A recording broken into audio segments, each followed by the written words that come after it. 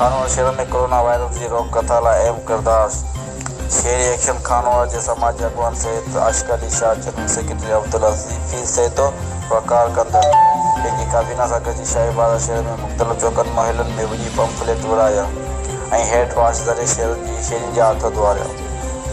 अवाम के सेहत के बुनियादी उसूल बचाव बाबत आगाह ॾींदे चयो त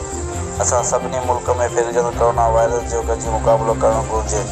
ऐं हिन वक़्तु सियासत करण जो न आहे,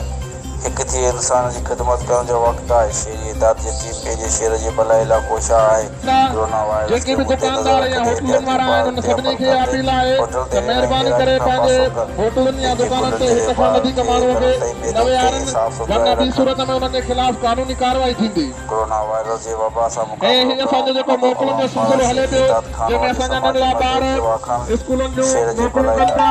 उन्हनि जे वालिदनि खे इहा अपील आहे त पंहिंजे नंढड़नि ॿारनि खे पंहिंजे घरनि ताईं महदूद रखनि।